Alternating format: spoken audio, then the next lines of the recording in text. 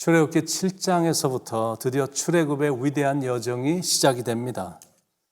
모세가 이 사역을 시작했을 때 나이가 80세였고 형 아론의 나이는 83세였습니다. 7절에 그들이 바로에게 말할 때 모세는 80세였고 아론은 83세였더라.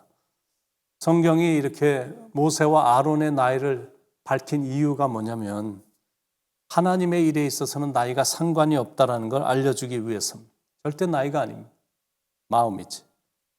브리타니카 인사이클로피디아 백과사전에 보면 이 괄목할 만한 사람들의 업적을 이렇게 조사해서 놓았는데 34% 정도는 50세 미만의 그 일을 이루었고 35%는 60대, 23%는 70대, 8%는 80대 성취를 한 겁니다. 그러니까 한 66% 정도는 60대 이상의 괄목할 만한 위대한 일들을 성취한 겁니다. 그렇다면 이제부터라도 하면 되는 것이다. It's never too late. 절대 늦지 않았으니까. 그러나 하나님이 주신 일을 하기 전에 확인해야 될 몇 가지 일이 있는데 첫 번째는 하나님이 나에게 능력을 주셨는가 그거를 확인하는 것. 하나님이 일을 시키시기 전에 주시는 것이 있는데 그건 하늘의 능력입니다. 1절에 여호와께서 모세에게 이르시되 볼지어다 내가 너를 바로에게 신같이 되게 하였은즉. 바로는 세상의 권세자인데 하나님께서 모세를 세상의 권세를 뛰어넘는 신적인 그런 권세와 능력을 주셨다라는 것. 그 능력을 받았기 때문에 세상의 권력자 바로는 결국 굴복하게 될 것이다 라는 것. 모세는 시종일관 그 권세와 능력으로 하나님의 일을 감당했습니다. 그런데 그 권세는 하나님의 일을 하겠다라는 우리에게도 주신다라는 사실입니다. 왜냐하면 그런 능력이 없으면 하나님의 일을 제대로 할 수 없기 때문에. 마가복음 16장 17절 18절에 믿는 자들에게는 이런 표적이 따르리니 저희가 내 이름으로 귀신을 쫓아내며 새 방언을 말하며 뱀을 집으며 무슨 독을 마실지라도 해를 당치 아니하며 병든 사람에게 손을 얹은 즉 나으리라. 근데 그럼에도 불구하고 우리가 잊지 말아야 될 게 있는데 그게 뭐냐면 우리가 능력자가 아니다라는 거예요. 성공적인 사역을 위해서 하나님께서 일시적으로 주신 능력에 불과하다라는 겁니다. 그러므로 우리는 도구일 뿐 그때그때 필요한 능력만 하나님께 받아서 쓰임만 받으면 되는 겁니다. 그런데 이단들은 안 그렇습니다. 이단들의 문제가 어디에 있냐면 다 머리에 왕관을 쓰고 자기가 왕이라고 그러고 자기들이 다 감람나무라고 그러면서 떠버립니다. 그런데 거기에 안타깝게 많은 사람들이 속아 넘어가거든요. 특히 요즘같이 혼란한 시기에는 더더욱 기승을 부립니다. 잠깐 능력 같은 걸 보여주니까 사람들이 속아서 넘어가는데 근데 그런 건 절대 오래 못 갑니다. 왜냐하면 그건 진짜가 아니라 가짜이기 때문에 그렇습니다. 능력은 오직 주님에게로부터만 옵니다. 그 능력은 주님의 일을 효과적으로 하기 위해 주님께서 일시적으로 주시는 겁니다. 이 사실을 한시도 잊으면 안 돼요.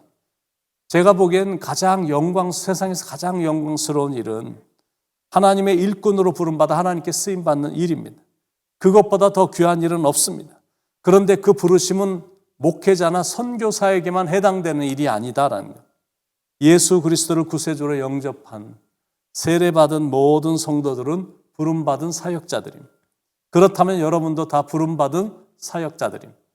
부름받아 나서니 몸 어디든지 가오리다.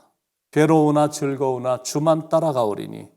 이 찬양은 목회자나 선교사만 부르는 찬양이 아니라 우리 모두가 다 부르는 찬양입니다. 아골골짝 빈들에도 복음 들고 가오리다. 소돔 같은 거리에도 사랑 안고 찾아가서 종의 몸에 지닌 것도 아낌없이 드리리다. 종의 몸에 지닌 것도 아낌없이 드리리다. 존귀 영광 모든 권세 주님 홀로 받으소서. 멸시천대 십자가는 제가 지고 가오리다. 이름 없이 빛도 없이 감사하며 섬기리다. 이름 없이 빛도 없이 감사하며 섬기리다. 그러니까 우리는 부르심에 감사하며 그저 사랑과 충성만 다하면 되는 겁니다. 주 인도 따라 살아갈 동안 사랑과 충성 늘 바치오리다. 하나님은 충성하는 자를 사랑하시고 그들에게 능력을 부어주십니다. 하나님의 일을 시작하기 전에 확인해야 될 첫 번째, 하나님께서 나에게 능력을 주셨는가? 두 번째는 뭐냐면 하나님이 나에게 말할 능력도 주셨는가? 2절에 내가 내게 명령한 말을 너는 내 형 아론에게 말하고 그는 바로에게 말하여 그에게 이스라엘 자손을 그 땅에서 내보내게 할지니라. 가서 능력 있게 말을 하도록 하나님께서 입술에 권세를 주신다라는 것. 그게 없이는 하나님의 일을 잘 할 수 없기 때문에 그렇습니다. 믿어질지 몰라도 제가 젊었을 때는 말을 참 잘 못했습니다. 특히 앞에 나가서는 말을 전혀 못했습니다. 그런데 그런 사람이 하나님의 일을 하는 사람으로 부르심을 받았잖아요. 부르신 주님이 제 입술에 말의 능력을 허락해 주셔서 이 일을 감당케 하심으로 지금까지 목회를 하고 있습니다.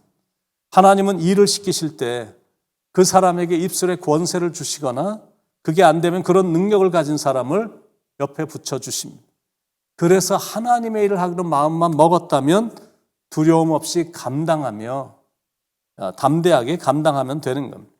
하나님의 일을 시작하기 전에 확인해야 될 첫 번째, 하나님께서 나에게 하늘의 능력을 주셨는가? 두 번째, 입술의 능력을 주셨는가? 세 번째는 어떤 어려움이 있나입니다. 3절, 4절에 내가 바로의 마음을 완악하게 하고 내 표징과 내 이적을 애굽 땅에서 많이 행할 것이나 바로가 너의 말을 듣지 아니할 터인즉 내가 내 손을 애굽에 뻗쳐 여러 큰 심판을 내리고 내 군대 내 백성 이스라엘 자손을 그 땅에서 인도하여 낼지라. 이게 무슨 말이냐면 그 일이 결코 쉽지 않다라는 것. 그 이유는 상대방의 마음이 너무 완악하기 때문입니다. 13절에 그러나 바로의 마음이 완악하여 그들의 말을 듣지 아니하니 여호와의 말씀과 같더라. 마음이 완악하니까 그 많은 재앙에도 불구하고 마음을 바꾸질 않는 것. 왜 하나님께서는 바로의 마음을 완악하게 하셨을까? 쉽게 일을 좀 해결해 주시지. 그 이유는 그래야 바로가 이스라엘 백성을 애굽에서 내보내게 될 것이기 때문이고, 두 번째는 단순히 보내는 정도가 아니라 이 일을 행하신 분은 노예들이 믿는 연약한 신이 아니라 진짜 신임을 온 천하에 알려주시기 위해서입니다. 결국 10가지 재앙 앞에서 강하고 완악한 바로는 결국 무릎을 꿇었습니다. 그 모습을 이스라엘 백성들이 다 봤고 바로를 신처럼 여겼던 애굽 사람들도 다 봤습니다. 왜냐하면 재앙이 점점 더 큰 재앙으로 이어졌기 때문에. 처음부터 무릎을 꿇었으면 애굽으로서는 참 좋았을 텐데 마음이 완악함으로 하나님께 까불다가 정말 호되게 당했습니다. 그 일로 인해 애굽은 회복이 힘들 정도로 아주 완전히 망한 겁니다. 그러므로 영적 교훈 첫 번째, 하나님께는 무조건 순종이고 무조건 항복이다. 왜냐하면 하나님께 대들어봤자 자기만 손해기 때문에 그렇습니다. 그 다음에 보니까 첫 번째 재앙인 피의 재앙이 소개가 됩니다. 하나님을 우습게 보고 까불다가 애굽의 생명줄인 나일강을 피로 물들게 한 재앙을 당한 겁니다.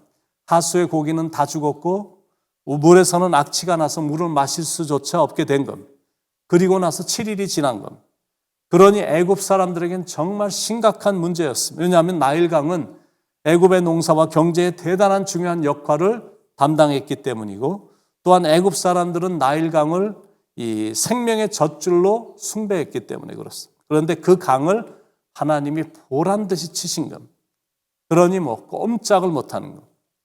영적 교훈 두 번째, 하나님의 능력 앞에서 다른 능력은 아무것도 아니다. 그만큼 하나님은 강하시고 크시고 위대하십니다. 그러므로 우리는 오직 하나님만 섬기며 하나님의 말씀에 온전히 순종하며 나가야 됩니다. 아멘이실 줄 믿습니다. 바라기는 여러분은 하나님의 부르심에 후회함이 없도록 사명자로 사시고 하나님의 말씀에 순종하며 사는 착한 종이 되시길 바랍니다. 그래서 남은 생애가 하나님께 큰 영광이 되는 그런 생애가 되기를 간절히 축원을 드립니다. 기도하겠습니다. 쓸데없는 일에 고집 부리지 않게 하시고 하나님의 말씀이다라고 믿어지면 절대적인 순종을 보이고 충성과 사랑으로 일관해서 우리의 생애가 하나님의 기쁨, 하나님의 영광이 되는 삶이 되게 인도해 주시옵소서. 오늘도 말씀해 주셔서 말씀을 붙잡고 나갈 수 있도록 하늘의 만나를 내려주심에 감사드리며 사랑이 많으신 예수님의 이름으로 간절히 기도드립니다. 아멘.